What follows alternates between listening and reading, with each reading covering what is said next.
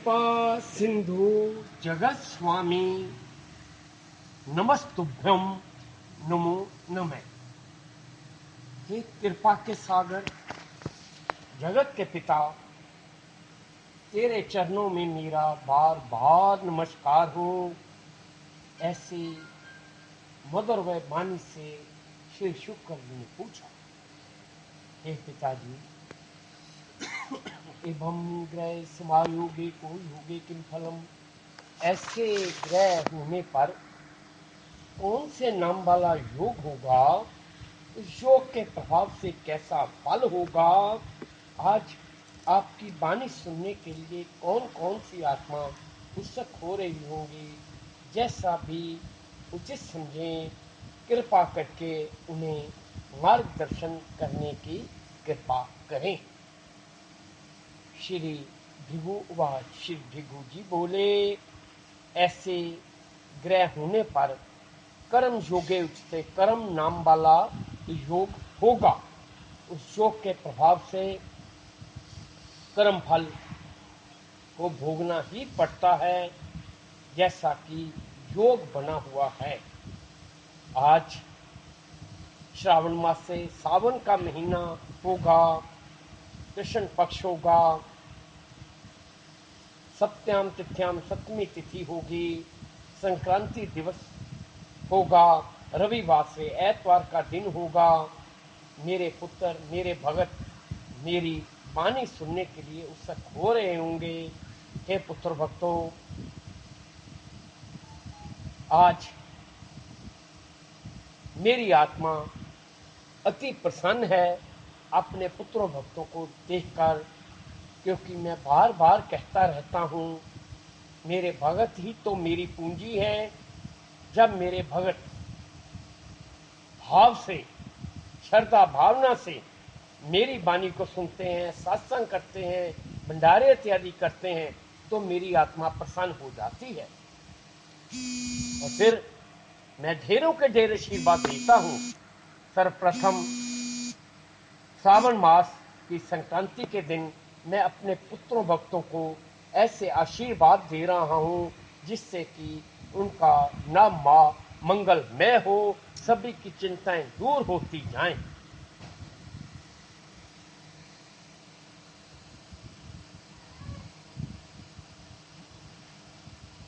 सफल जीवन करने के लिए संकल्प शक्ति दृढ़ रूप में होनी चाहिए।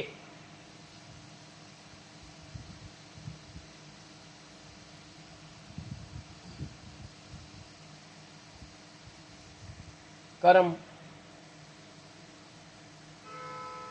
सफलता की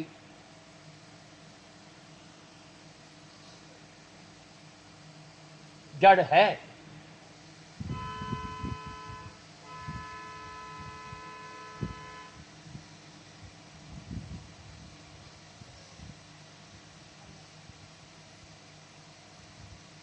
कर्म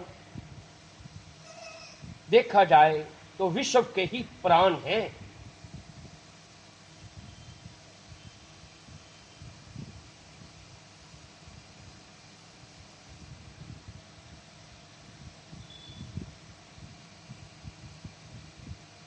एक बार नेमी शरण स्थान पर जब बहुत से ऋषि मुनि एकत्रित हुए, तो उन्होंने मेरे से एक प्रश्न पूछा, हे मुनिवर, कर्म की परिभाषा क्या है? कर्म किसे कहते हैं? तब मैंने उस समय जो उनको उत्तर दिया, आज मैं अपने पुत्रों भक्तों को मार्गदर्शन करने के लिए वही प्रश्न का उत्तर दे रहा हूं।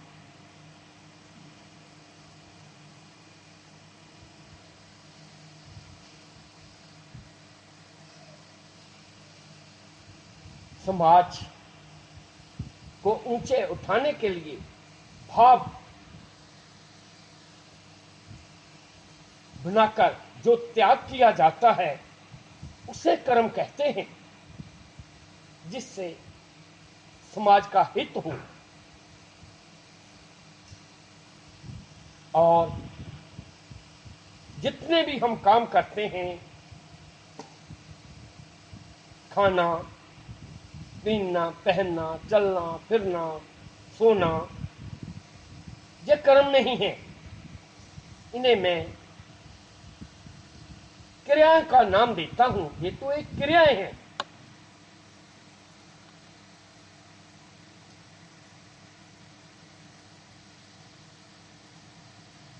कर्म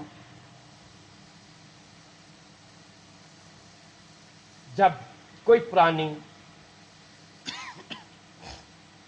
त्याग करके किसी के हित के लिए जो कर्म करता है, वास्तव में वे ही कर्म है। उन्हीं के आधार पर पुनः जन्म प्राप्त होता है। शुभ कर्मों का फल सुख, पाप कर्मों का फल दुख होता है। जब जब भी किसी ने किसी की आत्मा को दुखी किया तो वे पाप हो गया। जब जब भी किसी की आत्मा प्रसन्नचित्त होकर आशीर्वाद दे देती है, वे शुभ कर्म हो गया। निष्काम भाव से किया हुआ शुभ कर्म मुक्ति प्रदान करवा देता है। और पुत्र भक्तों, निष्काम भाव से किया हुआ कर्म मन को परम शांति देने वाला होता है। ये भौतिक सुख तो धरती पर रहने हैं। लिया हुआ नाम, दिया हुआ दान जन्मों जन्मों तक अपना प्रभाव बनाता है। यही एक कर्म की परिभाषा है।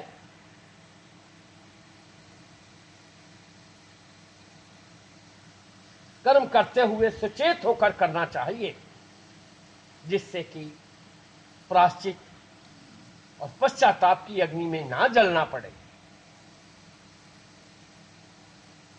जब कोई पुरुषार्थी पुरुष परहित के लिए कर्म करता है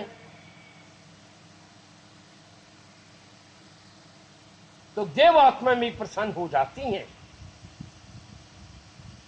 देवात्मा शनि शनि उनके उस आत्मा के पापों का नाश कर देती हैं और वे आत्मा शुभ कर्म करते करते एक साधारण पुरुष से महापुरुष के रूप में हो जाता है। जब उसकी पूर्ण भक्ति होती है, त्याग की भावना होती है, औरों के हित के लिए निष्काम भाव से निःशुल्क किसी को विद्या प्रदान करवा दी और किसी को भोजन, प्यासे को पानी, कदमों से तीर्थ यात्रा, साधु संतों की सेवा करने से धरती लोक पर रह रहा प्राणी की वृत्ति में परिवर्तन आ जाता है और वह जानना शुरू कर देता है घट घट में भगवान है, मैं किसी को दुखी नहीं करूंगा। जब ऐसा मन में विचार आता है तो फिर पुत्र भक्तों की हुई भक्ति अपना रंग लाती है और वे अपने पापों को बख्शाते बख्शाते स्वयं बख्शन हारा हो जाता है। शिष्य का गुरु होता है। जिस शिष्य का गुरु ना हो तो वह गुरु बनने के योग्य नहीं होता। गुरु के पास अपनी भक्ति और गुरु की हुई भक्ति जब एकत्रित होती है तो फिर आगे शिष्य जन्म लेते हैं। माता पिता गुरु के आशीर्वाद यही लोक पर लोक तक रहते हैं। भाई बंधु सखा तो सभी यहीं पर साथ छोड़ देते हैं। आत्मा ही परमात्मा है। जब ऐसी वृत्ति होती है तो किसी को भी कष्ट नहीं देते और वे आत्मा पूर्ण रूप से शुद्ध होकर मोक्ष को प्राप्त होती हैं। मानव का लक्ष्य केवल धरती पर आने का यही है। बार बार धरती लोक पर जन्म ना हो, मुक्ति की प्राप्ति हो। तो पुत्र भक्तों, अपने इष्ट गुरु को साधारण आत्मा नहीं समझनी चाहिए। गुरु ही ईश्वर है और ईश्वर ही गुरु है। अगर गुरु चाहे तो क्षण पल में ही देवात्माओं का मिलान करवा देता है। बिना गुरु के की हुई भक्ति भक्ति नहीं होती। भक्ति तो वह है जब गुरु द्वारा दिया हुआ मंत्र का आत्म विभोर होकर सिमरन करते हो तो स्वयं ही भीतर से प्रेरणा ज्ञान के रूप में होनी शुरू हो जाती है। जब तक ज्ञान नहीं होता तो ये संसार अंधकार में लगता है। ये लगता है ये सभी प्राणी स्वार्थ में डूबे हुए हैं। स्वार्थ रूप में की हुई भक्ति भक्ति नहीं होती। जो आत्मा निष्काम भाव से अपनी त्रिकुटी में अपने गुरु को देवात्मा का स्थान बनाकर अपनी जीवा को मुख के ऊपर के भाग के साथ चिपकाकर बिना जीव होंठ लाए हुए एक घड़ी नहीं आदि आदि से भी आधी घड़ी देवात्मा को याद करता है, ध्यान केंद्रित हो जाता है। ध्यान केंद्रित होने से की हुई प्रार्थना शीघ्र से स्वीकार होती है। जिसका गुरु नहीं होता भले वे कितनी भी भक्ति कर ले वह अधूरी रहती है। बिना गुरु के तो मोक्ष का द्वार वैकुंठ लोक का द्वार खुल ही नहीं सकता। यदि कोई आत्मा ये कहती है मैं किसको गुरु धारण नहीं करूंगी और भक्ति इतनी करूंगी, विष्णु को स्वयं आकर ये कहना पड़ेगा आप वैकुंठ लोक के भागी हो, मोक्ष की प्राप्ति कर पाओगे।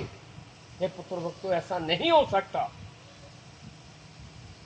भक्ति ना भी हो, गुरु की कृपा हो जाए तो वैकुंठ लोक अर्थात मुक्ति का द्वारा खुल जाता है। जितने भी धरती लोक पर भाई बंधु सखा मित्र पुत्र पुत्री पत्नी माता पिता ये तो सभी पूर्व जन्म के कर्मों के अनुसार एक सूत्र के साथ बंधे हुए हैं। कर्म ऐसा करो जिससे कि बार बार पश्चाताप और प्रायश्चित की अग्नि में ना जलना पड़े। ये सभी मार्गदर्शन गुरु ही तो कर सकता है। गुरु की कृपा के पात्र बनो। जिसने भी गुरु को याद किया कली काल में गुरु की कृपा हो जाती है, वृत्ति में परिवर्तन होता है।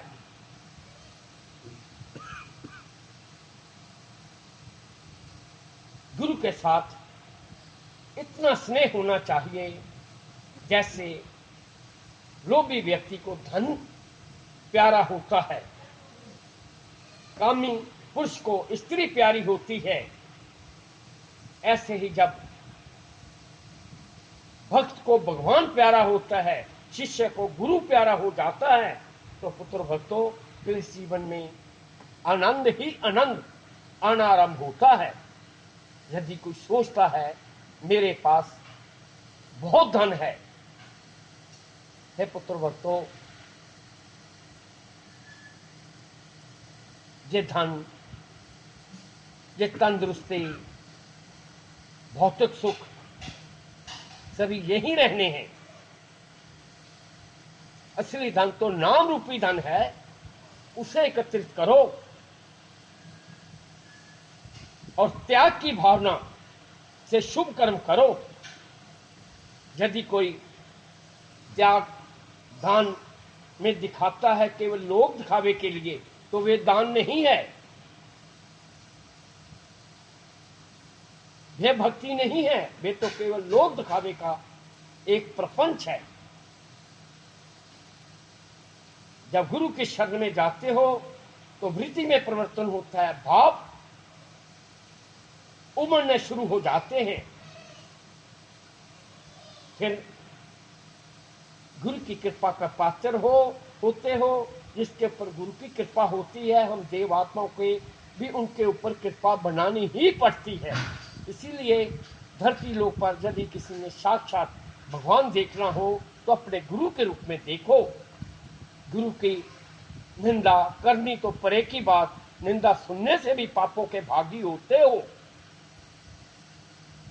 हे पुत्र भक्तों, काम, क्रोध, लोभ, मोह, अहंकार ये सभी भक्ति मार्ग पर विघ्न बाधाएं उत्पन्न करते हैं। बिना गुरु कृपा के इन सभी 5 ठगों से छूट नहीं सकते। जब जब भी आत्म विभोर होकर अपनी चिंताएं गुरु के आगे रख दोगे तो गुरु तुम्हारी चिंता को अपनी चिंता समझकर अपने इष्ट गुरु के आगे प्रार्थना करेगा। की हुई प्रार्थना स्वीकार हो जाती है। यदि चाहे देवात्मा तो क्षण पल में ही निस्समय शेष समय में परिवर्तन कर सकते हैं, लेकिन उस समय भविष्य हो जाते हैं देवात्माएं भी।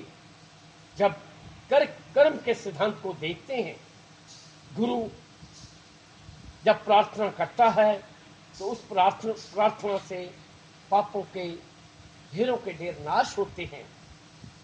जितनी भी विघ्न बाधाएं हैं ये पूर्व जन्म के किए हुए पापों की सजा होती है, जो किसी न किसी रूप में भोगनी पड़ती है।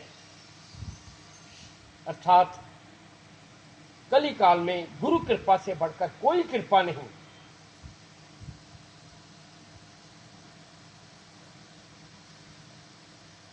ऐसे ही मैंने पहले भी एक दृष्टांत के रूप में वर्णन किया, इसी दृष्टांत का पुनः आज वर्णन करूंगा।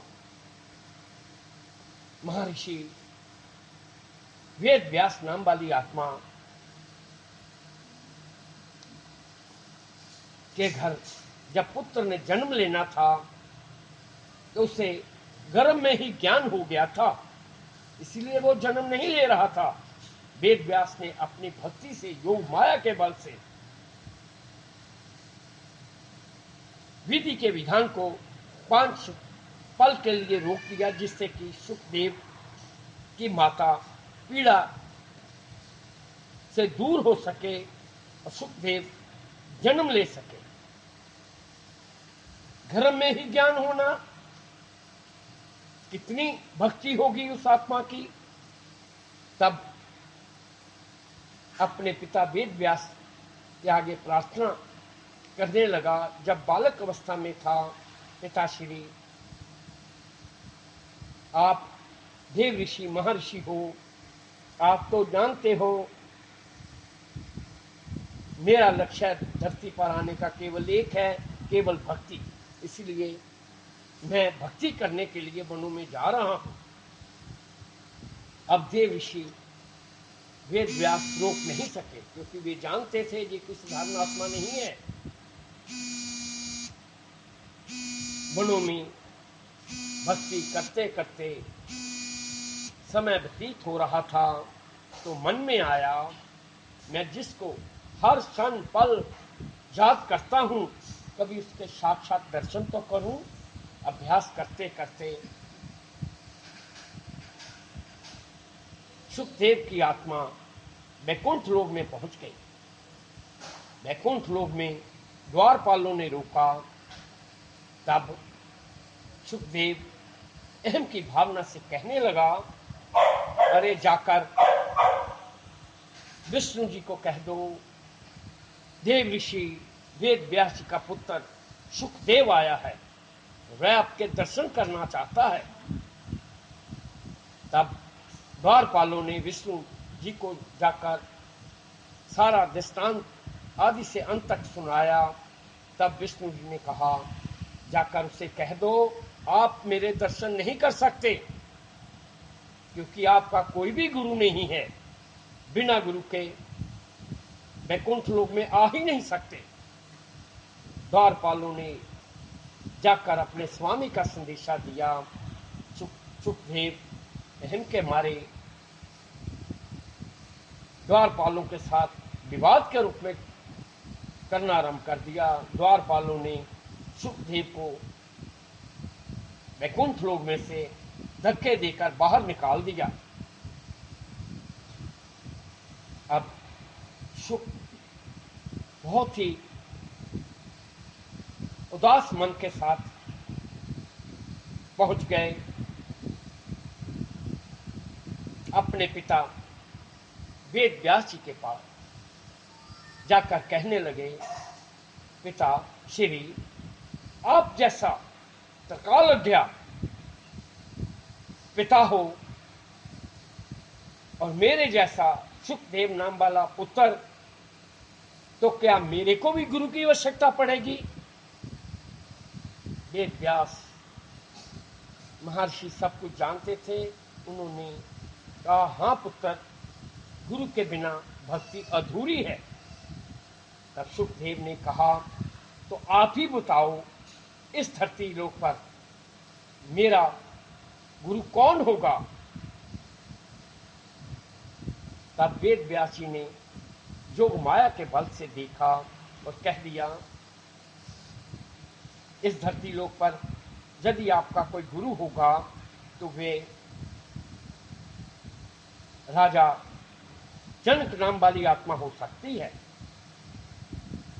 सुखदेव ने पहले तो अपने पिता का प्रयास किया, अरे वे राजा न सन्यासी, वे क्षत्रिय न ब्राह्मण, वह गृह जीवन में रहने वाला और मैं वनों में रहने वाला, वह मेरा गुरु कैसे हो सकता है? वह मेरा गुरु नहीं हो सकता। मन में संशय लिए हुए पिता से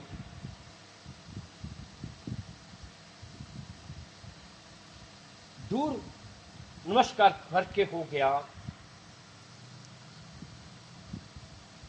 देखो, सुखदेव 14 कला का स्वामी था। ये विधि का विधान है, जब जब भी किसी योग पुरुष की निंदा करते हो तो अपनी भक्ति में कमी आती है। ऐसे ही सुखदेव दिन प्रतिदिन अपनी भक्ति से लुट रहा था। मन में यही संशय लिए हुए, वे मेरा गुरु नहीं हो सकता। 12 बार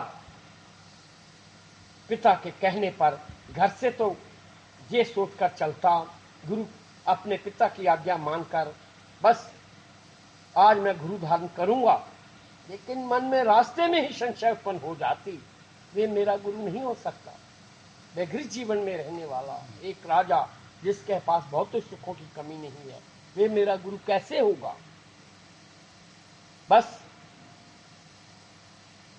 जब 13वीं बार पिता ने पुनः उन्हें राजा के पास भेजा, उधर सृष्टि को चलाने वाले नारायण ने देखा, अरे ये तो दिन प्रतिदिन लुट रहा है, अपनी 12 कला समाप्त कर चुका है, अब इसके पास 2 कला बची। यदि ऐसे ही मन में संशय रहे तो वे भी समाप्त हो जाएंगे। तुरंत से नारद को बुलाया और कहने लगे, जाकर इसके मन की संशय को दूर करो। नारद ने अपना रूप वृद्ध रूप में बना लिया और एक नदी के किनारे टोकरी में मिट्टी भरने लगा। उधर शुक मन में यही उधेड़ गुण कर रहा था, आज मैं गुरु धारण करूं ना करूं। तो वृद्ध को देखा, बहुत कठिनाई के साथ टोकरी में मिट्टी भरता है, उसे सर पर रखकर एक नदी में जाकर डाल देता है। बार बार ऐसी क्रिया कर रहा है तो सुखदेव से रहा नहीं गया और जाकर कहने लगा, अरे हे वृद्ध आत्मा, आप चाहते क्या हो? मैं बहुत देर से ये देख रहा हूं, कम से कम 2 घड़ी हो चुकी, मिट्टी भरते हो और नदी में डाल देते हो, आपका लक्ष्य क्या है? तब नारद वृद्ध रूप में कहने लगे, हे बालक, मेरा लक्ष्य केवल ये है, मैं प्रतिदिन नदी पार बहुत कठिनाई से करता हूँ। कभी नाव मिलती है, कभी नहीं मिलती। जल में से जब इधर आना पड़ता है तो बहुत कठिनाई होती है। इसलिए मन में आया, मैं मट्टी डालकर जहां पर एक सेतु बनाऊंगा। वारे वृद्ध, इतनी आयु हो गई, मैं 2 घड़ी से ये देख रहा हूं, ऐसे सेतु नहीं बनेगा। सेतु तो तब बनेगा, पहले किंचित किंचित लकड़ियों को इकट्ठा करो, उसके ऊपर फिर पत्थर रखो और फिर ब्रिक मट्टी को डालोगे तो मट्टी रुक जाएगी, फिर सेतु बनेगा। अरे तुमने तो अपनी 2 घड़ी का जीवन यूं ही लुटा दिया। तब आकाशवाणी हुई, मैंने तो 2 घड़ी का जीवन ही लुटाया। अरे तुमने अपने बहुत जन्मों की हुई भक्ति 12 कला को लुटा दिया। जब ऐसी आकाशवाणी हुई तो सुखदेव पछाड़ खाकर बेहोश होकर गिर पड़े। जब होश आया तो वहां पर ना तो वे वृद्ध था और ना ही टोकरी और ना ही मिट्टी। तब आकाशवाणी हुई, सुखदेव संशय को त्याग दो। तब उसके मन में ही ऐसी प्रेरणा उठी और जा पहुंचा राजा जनक के द्वार पर, क्योंकि वे जान चुका था मैंने जनक नाम वाली आत्मा की बहुत निंदा की, इसीलिए 12 कला समाप्त हो गई। जनक को जाकर कहा, मैं ऋषि पुत्र वेद व्यास जी का पुत्र हूं, मैं आपसे नाम दान लेना चाहता हूं। तो जनक ने बहुत आदर के साथ उसे बुलाया और उसके सर के ऊपर हाथ रख दिया और एक कान में मंत्र फूंक दिया और कह दिया, जाओ इस मंत्र को करो और जैसे आपका पिता का नाम धरती लोक पर अमर है, ऐसा तुम्हारा भी नाम अमर हो जाएगा। तुम बहुत सी आत्माओं का कल्याण करने वाली आत्मा हो जाओगे। जनक ने जब ऐसे आशीर्वाद दिए, उन्हीं आशीर्वादों का फल था जब सुखदेव ने राजा परीक्षित को भावों से ही वृत्ति में परिवर्तन कर दिया था। हे पुत्र भक्तों, जब सुखदेव नाम वाली आत्मा जैसी की हुई भक्ति को वैकुंठ लोक में धक्के पड़ते हैं बिना गुरु के, तो साधारण आत्मा कैसे मोक्ष को प्राप्त करेगी। इसलिए गुरु की शरण में चलो। गुरु ज्ञान देने वाला है, ज्ञान से ही मर्म का पता चलता है, कैसे कर्म किया जाए। अरे जग करने से वातावरण सुगंधित होता है, यज्ञ के धुएं से बादल बनते हैं और बादलों से फिर अधिक वर्षा होती है। अधिक वर्षा होने से धरती पर अधिक वनस्पति उत्पन्न होते हैं और उन वनस्पतियों का शुद्ध आहार के रूप में कोई सेवन करता है तो उनकी तंदुरुस्ती पूर्ण होती है और फिर तंदुरुस्ती और शुद्ध आहार से मन में कुविचार उत्पन्न नहीं होते। जब कुविचार नहीं होंगे तो भक्ति भाव होगा, तो फिर निश्चित ही मोक्ष की प्राप्ति है। हे पुत्र भक्तों, हर कर्म के मर्म को पहचानो। किंचित मात्र कर्म करने से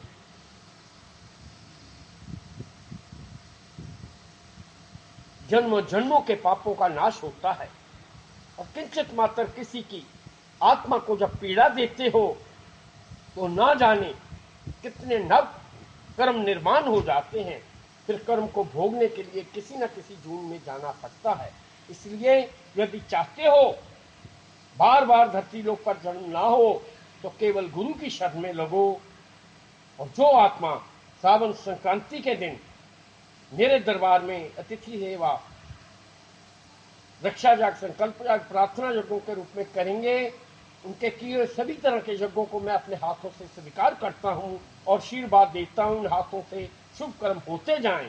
हे पुत्र भक्तों, जो आत्मा संक्रांति के दिन अतिथि यज्ञ करती हैं, उनके हाथों से पूर्ण मां शुभ कर्म होते हैं। और शुभ कर्मों का निर्माण होता रहता है। इसलिए अपने अपने मन में एक संकल्प लो, संक्रांति के दिन अतिथि यज्ञ के रूप में अवश्य करना चाहिए। ये बाचे पुत्र, ये जरूरी नहीं एक ही आत्मा संक्रांति के दिन अतिथि यज्ञ कर सकती है, चाहो तो सभी एकत्रित होकर भी अतिथि यज्ञ कर सकते हो। लोग दिखावे की ओर नहीं जाना चाहिए। कर्म ही प्रधान है और गुरु अपने संग लेकर तीर्थ यात्रा करवाता है, भक्ति करवाता है, शुभ कर्म करवाता है, जिससे देव आत्मा को भी गुरु की बात को मानना पड़ता है, जिससे कि पूर्व जन्म के पापों का नाश हो सके। और पुत्र भक्तों, जिन जिन आत्माओं ने गुरु पूर्णिमा के दिन मेरे दरबार में अतिथि सेवा के रूप में किया, तुम्हारे पास कोई दिव्य दृष्टि नहीं हो जाए तुम देख सको। ये दिव्य दृष्टि तो देवात्माओं के पास होती है। उनके किया हुए शुभ कर्म का प्रभाव शीघ्र से शीघ्र नजर आना शुरू हो जाएगा, क्योंकि निष्काम भाव से सेवा की है, लोग दिखावे की ओर नहीं गए। तो पुत्र भक्तों, उससे मेरी आत्मा भी प्रसन्न होती है। जब जब भी मेरे पुत्र, मेरे भक्त शुभ कर्म करते हैं, मेरी आत्मा प्रसन्न होती है। भक्ति ही मेरी पूंजी है। हे पुत्र भक्तों, हम धन के भूखे नहीं हैं, हम देव आत्माओं तो केवल भाव के भूखे हैं। यदि कोई आत्मा ये सोचती है मेरे पास पुष्प लेने के लिए भी धन नहीं है, तो किसी भी तुलसी के पत्थर को मेरे अर्पण कर सकते हो, मैं उससे भी प्रसन्न हो जाऊंगा।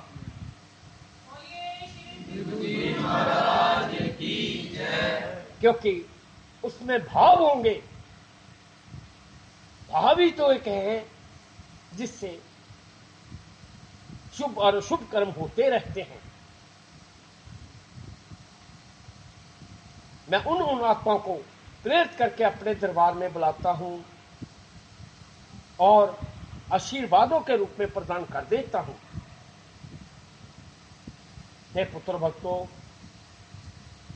अर्जुन तो महाभारत के युद्ध में एक निमित्त था, करने कराने वाली कोई और आत्मा थी।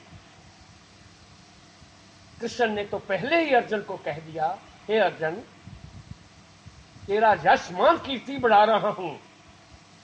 उन आत्मा को तो मैं पहले ही मार चुका हूं। अर्जुन को जब विश्वास नहीं हुआ, तब ब्रह्मांड के रूप में जब अपने मुख से दिखाया, तो अर्जुन ने सोचा, हाय रे, मैंने अपने ठाकुर को कितनी पीड़ा दी, क्योंकि मैं इसे अपने मित्र ही समझता रहा। आज मेरे को पता चला ये मित्र नहीं है, ये तो ब्रह्मांड का स्वामी है।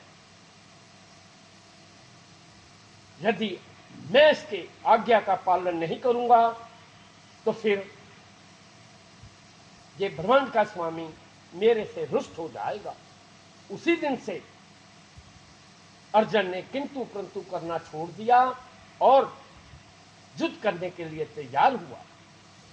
हे पुत्र भक्तों, ऐसे ही करने कराने वाली हम देवात्मा हैं। जिन जिन आत्माओं ने चिंता मेरे दरबार में छोड़ दी, मैं भक्ति मार्गदर्शन करता हूं, उस मार्ग पर चलने से विघ्न बाधाएं स्वयं ही दूर होती रहती हैं। कर्म ही प्रधान है।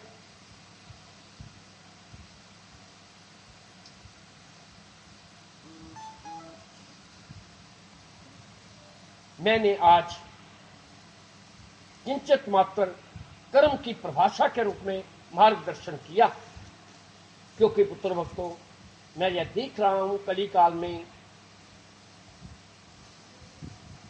कथा, संकीर्तन, दृष्टांत वृत्तांत तो बहुत होंगे, लेकिन ज्ञान की बातें जिससे वृत्ति में परिवर्तन होता है, वे कहीं कहीं पर ही मिलेंगी।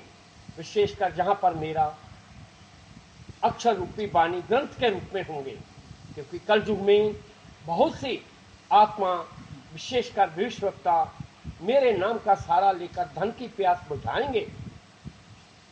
स्थान स्थान पर भृगु ज्योतिषालय नजर आएंगे, भृगु ज्योतिष केंद्र नजर आएंगे, लेकिन मेरा ग्रंथ कहीं कहीं पर भी होगा। बोलो भृगु जी महाराज हे पुत्र भक्तों, मेरे भक्तों को कैसे पता चलेगा कहां पर ग्रंथ के रूप में है, क्योंकि कलयुग ने साथ साथ प्रभाव बनाया हुआ है।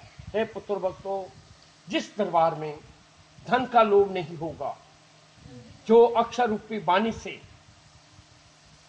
औरों का कल्याण करेंगे, औरों का कल्याण करते करते मैं अपने वाचक पुत्रों का और भक्तों का कल्याण करता जाऊंगा।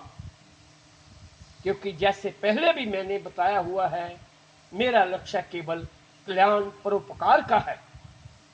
मैं पूर्व जन्म के जो कर्म किए होते हैं उनको नाश करने के लिए अक्षर रूपी वाणी द्वारा मार्गदर्शन कर देता हूं। आवश्यकता है उस मार्ग पर चलने की, वृत्ति में परिवर्तन करने की।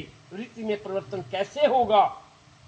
हे पुत्र भक्तों, कली काल में सत्संग ही एक ऐसा सहारा है। अतिथि यज्ञ, भंडारे, तीर्थ यात्रा, ये पूर्व जन्म के पापों का नाश करने वाले हैं। काम, क्रोध, लोभ, मोह, अहंकार, ये भक्ति मार्ग पर विघ्न बाधा डालने वाले हैं। और पुत्र भक्तों, जो जिनके पास धन होगा लेकिन वह मन में बहुबार वचन, बहुबार सोच विचार करके दान करेंगे, वह किया हुआ दान स्वीकार नहीं होता। दान तो वह है जो मन से, भाव से किया जाए। कंजूसी से जो आत्मा दान करती हैं, धन के लोभ में फंसी हुई हैं, भक्ति मार्ग पर परमात्मा को मिलाने में ये विघ्न बाधाएं डालती हैं। हे पुत्र भक्तों, भाव से मांग कर देखो।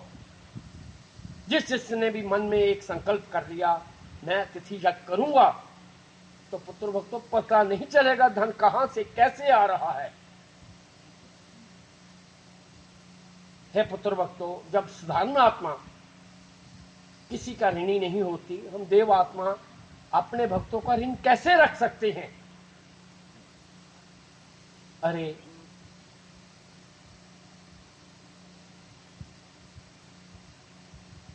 ऋण मुक्त होने के लिए आशीर्वादों के रूप में प्रदान करते हैं। ये पुत्र भक्तों, जैसे धरती में एक बीज डालते हो तो धरती बहुगुण प्राप्त करवा देती है, ऐसे ही जो आत्मा अतिथि यज्ञ, दान, औरों के हित के लिए, औरों का कल्याण करने के लिए मुद्राएं व्यय करेंगे, उनके पास कभी भी लक्ष्मी की कमी नहीं आएगी। हे पुत्र भक्तों, आप ही बताओ, इतने बड़े सागर में से यदि एक लोटा जल का भर लिया जाए, क्या उस सागर में कमी आ सकती है? कभी नहीं आती। ऐसे ही पुत्र भक्तों, दान देने से कभी कमी नहीं आएगी। देने वाला दाता है, लेने वाला भिखारी है। अगर दाता बनना चाहते हो तो दो, यदि तुम दोगे तो मैं उन्हें बहुगुना करके वापस लौटा दूंगा। हे पुत्र भक्तों, जिससे इहलोक परलोक दोनों ही सुधर जाएंगे। भक्ति भाव से किया हुआ शुभ कर्म कभी भी खाली नहीं जाता। बार बार वाचक पुत्र के मन में प्रश्न उठते हैं, हे वाचक पुत्र, तुम सैनगरी में हो या ना हो, लेकिन संक्रांति के दिन मेरे दरबार में सैनगरी में भंडारे के रूप में होंगे। ये मेरा आदेश के रूप में पालना करनी चाहिए। हे पुत्र भक्तों, वाणी की मन में लोभ नहीं रखना चाहिए। जो आत्मा संक्रांति के दिन अपने गुरु इष्ट के स्थान पर जाकर नव नाम मां का नाम श्रवण करता है, उनके नव मां मंगलमय हो जाता है। और जो आत्मा मन में ये दृढ़ संकल्प करके आती हैं, मेरे गुरु का दरबार किसी तीर्थ स्थान से कम नहीं है, तो पुत्र भक्तों, भाव से मेरा जैसे नगरी का दरबार तीर्थ स्थान के रूप में ही होगा। मांग कर देखो, मैं हर समय देने के लिए तत्पर हूं, लेकिन पात्र कुपात्र देकर आशीर्वाद देते हैं। आज बैठी हुई सभी आत्मा मेरी दृष्टि में है। ऐसा नहीं समझना चाहिए मेरे पिता ने विशेषकर मेरा नाम क्यों नहीं लिया। हे पुत्र भक्तों, समय समय पर जैसा जैसा मैं उचित समझता हूं मार्गदर्शन करता हूं, सभी आत्मा को आशीर्वाद देकर अब मेरी आत्मा वाणी को विराम देगी। इसलिए आज मेरे दरबार में और किसी का फल नहीं होगा। और पुत्र भक्तों, जो भी आत्मा सैन नगरी में मेरी वाणी सुनने के लिए उपस्थित है, हे पुत्र भक्तों, सत्संग, संकीर्तन, तीर्थ यात्रा पर यदि जाते हो, वहां पर यदि जाकर प्रसाद के रूप में ग्रहण नहीं किया तो ये किए हुए शुभ कर्म निष्फल हो जाते हैं। इसलिए पुत्र भक्तों, किंचित मात्र भोजन प्रसाद के रूप में ग्रहण अवश्य करना चाहिए, इसी में कल्याण होगा। और पुत्र भक्तों, श्रावण मास में जो आत्मा त्र्यंबकम भोलेनाथ के निमित्त होकर श्वेत धातु की कटोरी वाला तंत्र के रूप में करती जाएंगी, श्रावण मास में त्र्यंबकम भोलेनाथ विशेष रूप में प्रसन्न होते हैं। उस जल का सेवन करने से रोगी निरोग हो जाएंगे, त्र्यंबकम भोलेनाथ की कृपा हो जाएगी, मंगल ही मंगल होते जाएंगे। और पुत्र भक्तों, श्रावण मास में देवी की छिन्नमस्तिका की तीर्थ यात्रा के रूप में जो आत्माएं करेंगी, उनकी सभी चिंताएं दूर होती जाएंगी। जैसा कि ये ग्रंथों में भी लिखा हुआ है, मैंने ये ग्रंथ परोपकार के लिए किया। ऐसी ऐसी वाणी का प्रवाह करता हूं जिससे कि और आत्मा का कल्याण हो, परोपकार हो। सभी आत्मा को आशीर्वाद दे रहा हूं। जाते जाते सभी को मेरे बहुत बहुत आशीर्वाद। इति शुभम। बोले श्री भृगु जी महाराज की।